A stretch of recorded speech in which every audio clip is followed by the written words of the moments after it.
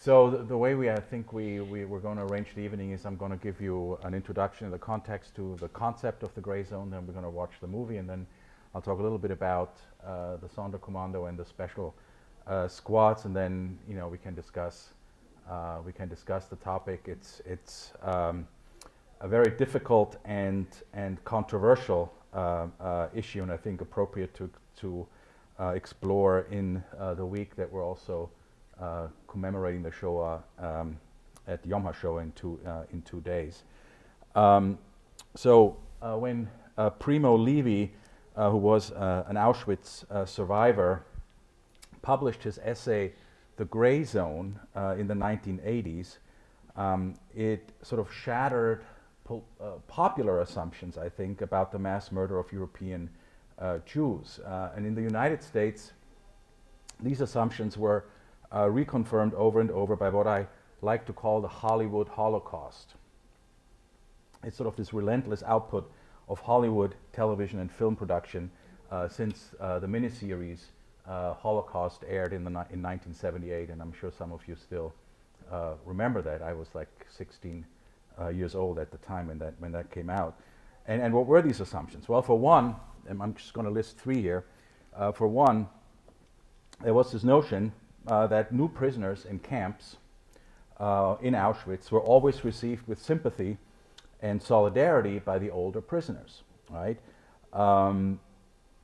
That Nazism automatically sanctified its victims. And a third, that life in the camp or in the ghetto had somehow a leveling or democratizing effect, sort of this notion we're all in the same boat, we have to support each other, etc. And this all sort of disintegrated with Levy's essay, The Gray Zone. As I said, it came out in I think 1986, and it was published in The Drowned and the Saved. Here, that's the book, a collection of essays. And up to this point, Levy was best known for his memoir, Survival in Auschwitz, a book that already touched upon some issues that Levy then would systematically explore in The Gray Zone. For example, he writes, far from being received with sympathy, Levy says that his first beating in Auschwitz was administered not by an SS guard, but by a fellow inmate. Right? Later on, he witnessed how a prisoner was drowned in a vat of soup by his fellow prisoners. Why? Because he cut into line, thus violating an important part of the camp code of behavior and ultimately survival. Therefore, Levy argues in The Gray Zone, the network of human relationships inside the camps, quote, was not simple or not simple in the way we like. It could not be reduced to the 2 blocks of victims and persecutors, here the righteous, over here the reprobates, end of quote. Practical considerations demanded that the Nazis needed collaborators in order to run the ghettos and camps smoothly. The camp administration and the guards wanted to have as little contact with camp inmates as possible. But minimizing contact between the killers and the victims required collaboration from some of the prisoners, and collaboration promised privilege, better living conditions, better and more food, warm clothing in the winter. The capos and block elders in the camps, for example, secured their extra rations of bread and better living conditions through the ruthless oppression of their fellow inmates. Sarah Nomberg, in her Auschwitz memoir, Tales from a Grotesque Land, recounts innumerable instances of savage brutality meted out by block elders and capos. For example, a female inmate with diarrhea beaten to death by a block elder because she could not reach the latrine in time. In Auschwitz, Sarah Nomberg writes, there was no fairness in the merciless struggle for survival. Those with scruples died isolated and abandoned. The members of the Jewish councils and Jewish police, responsible for the smooth administration of the ghettos and the timely delivery of Jews for deportation to the death camps, often received privileges such as extra work permits for family members, extra food and water rations, and more often than not, they were objects of resentment and even hatred on the part of ordinary prisoners. Here, the infernal nature of the Nazi system of terror takes on a new dimension.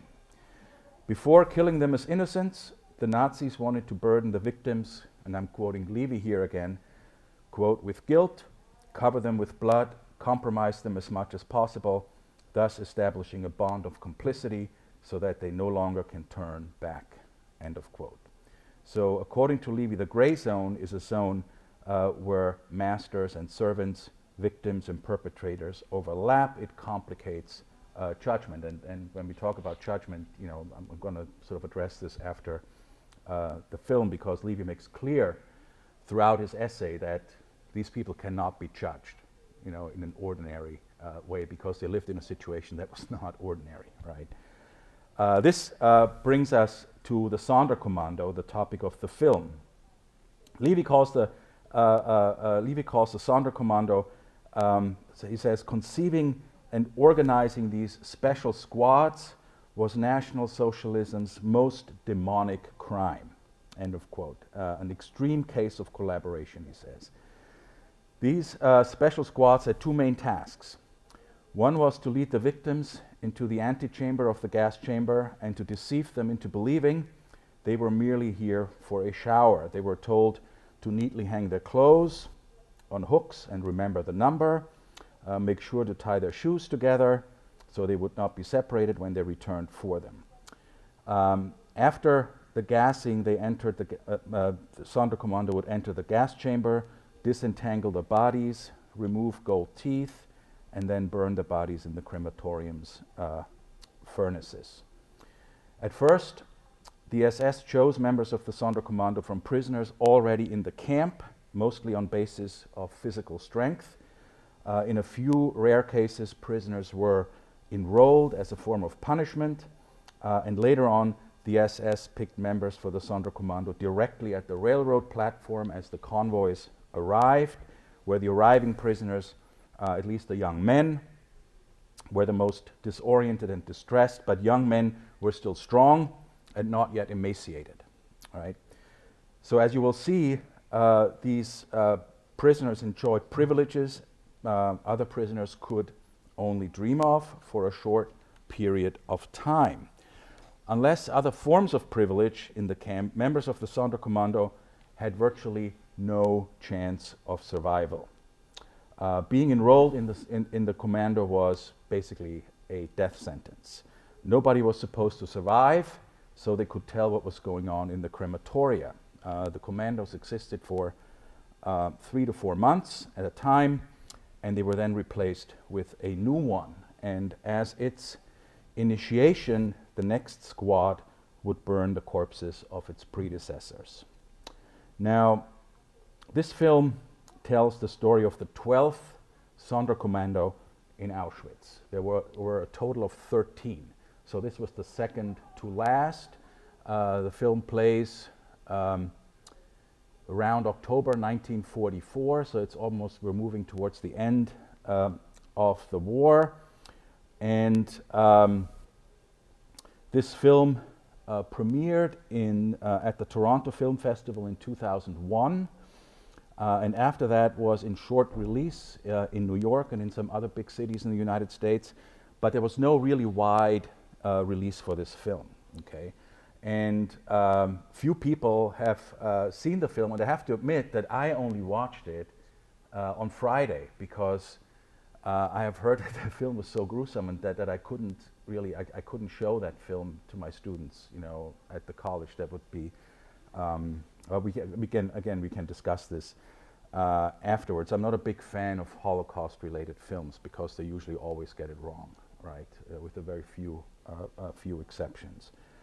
But I think this was the first film that really dealt with the issue of the gray zone. And there have been more since, and critically acclaimed since. There were the Counterfeiters, for example, that some of you may have seen. There was Son of Saul, both of which, those two, Counterfeiters and Son of Saul, they won an Oscar for Best Foreign Film in the 21st century. I think the reason for the gray zone's lack of a larger audience in the United States has to do with the topic that is traumatizing and anguishing, and which was released 2001. This is a few years after Schindler's List was released in 1994, which is arguably the most popular Holocaust film ever made, I think. And Schindler's List message could not be more diametrically opposed to what you're seeing here. And again, we can sort of address this, after the film. So we can watch the film. I have to tell you, though, for those of you who have not seen it, it's going to be challenging. It's very graphic, and so I just wanted to. I mean, this is not an official trigger warning, but this is what you're going to watch. Some acts of gruesome violence. Okay, so should we watch the film and then we'll talk about it afterwards?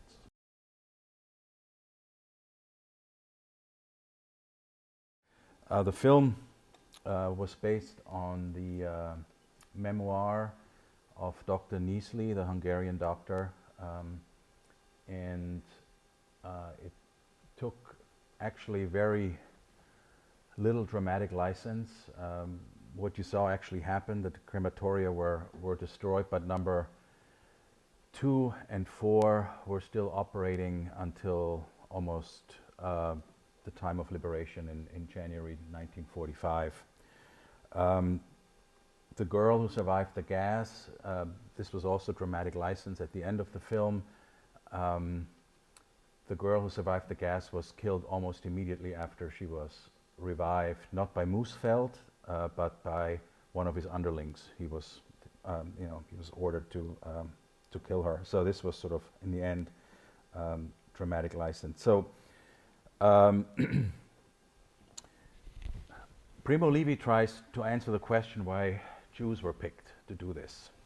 Okay, and there was, of course, a pragmatic aspect. There were practical considerations for the Germans to delegate the filthiest part of this work to the victims themselves, that sort of shielded SS men from direct proximity to mass killing, for example. You could see that the few Germans you saw in the barracks with the Sonderkommando in the crematorium, these were very few individuals. They were drinking heavily at the time, but other than that, there were, during regular times, there was virtually no German presence there.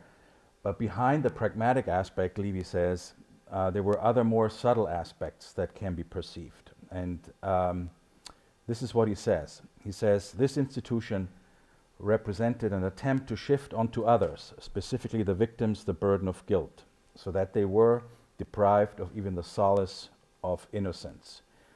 It is neither easy nor agreeable to dredge this abyss of viciousness, and yet I think it must be done, because of what could be perpetrated yesterday could be attempted again tomorrow, could overwhelm us and our children. In fact, the existence of the squads had a meaning, a message. We, the master race, are your destroyers, but you are no better than we are. If we so wish, and we do so wish, we can destroy not only your bodies, but also your souls. And I think this is really what distinguishes genocide from other crimes, that genocidaires, those perpetrators, not just kill, but they also want to rob the victims of, they want to make victims complicit in those crimes. And I have researched that also in other genocides, in Rwanda, for example, 1994, Armenia, 1915, similar things, obviously not on the industrial scale, but similar things happen.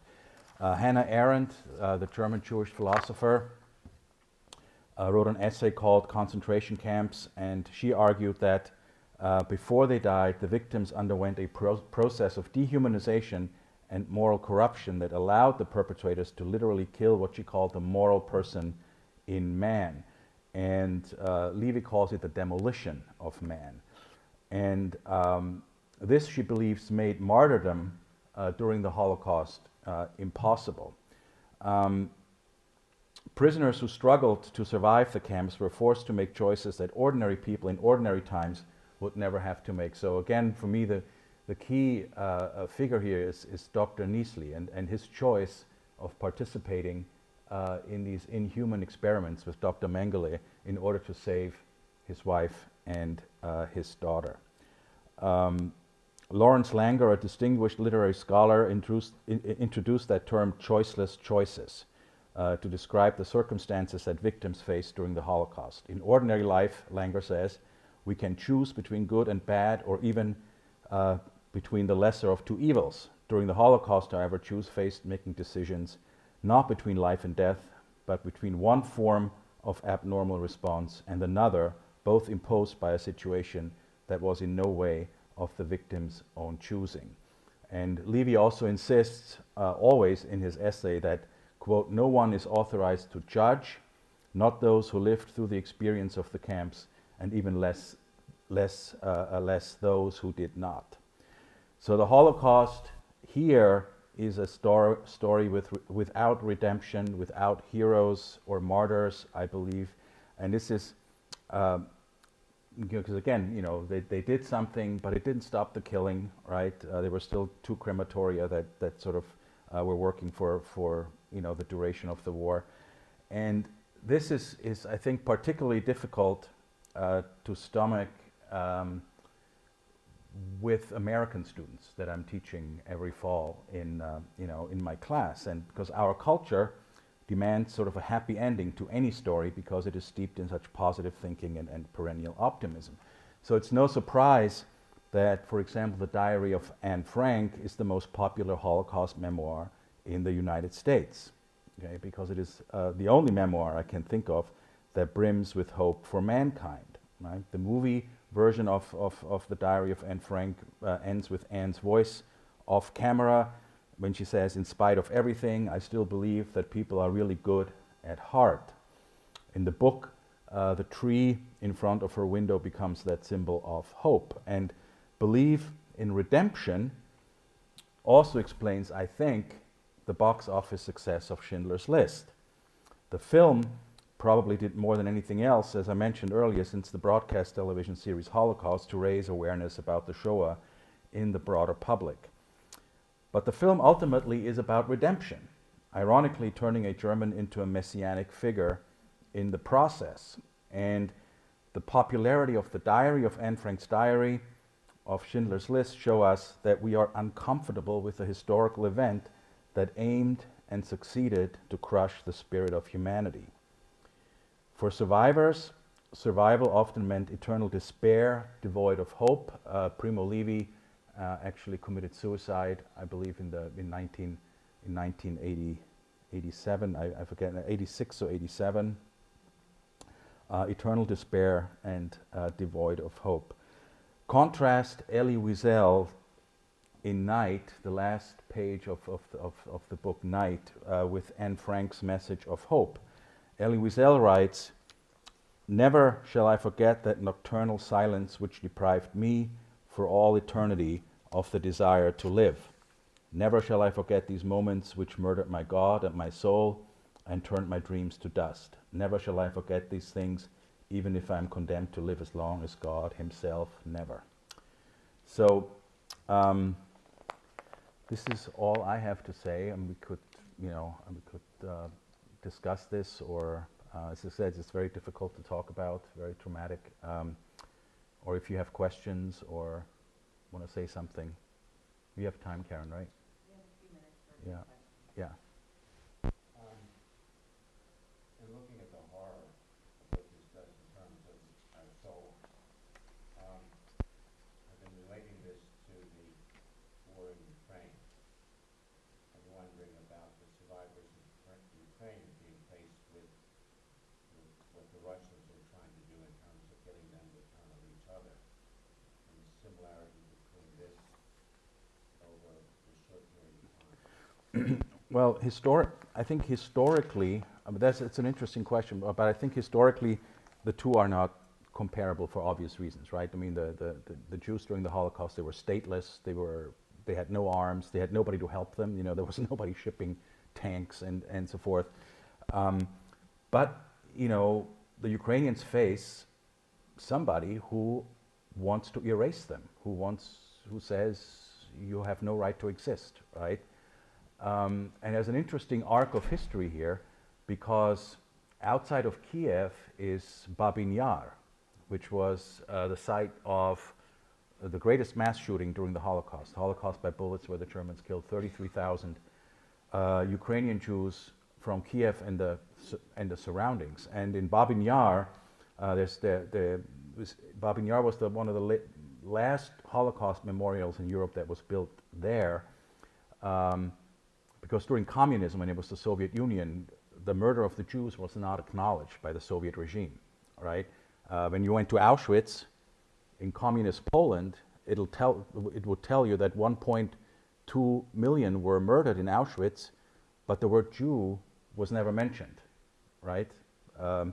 And so finally now there's this, at Babin Yar, there's this memorial, there's a research staff, and it's interesting that when the war in Ukraine started, that staff did two things. They evacuated the last Holocaust survivors from the area of Kiev, ironically to Germany, to safety, right?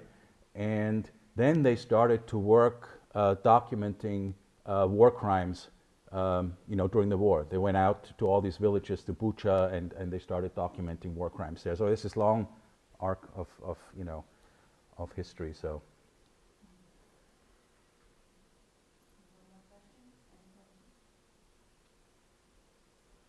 Yes.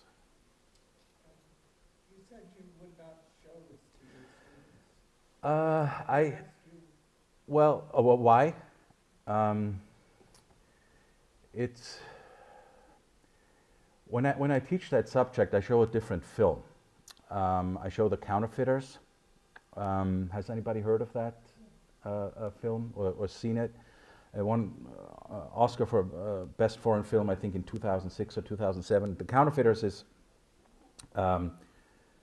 is about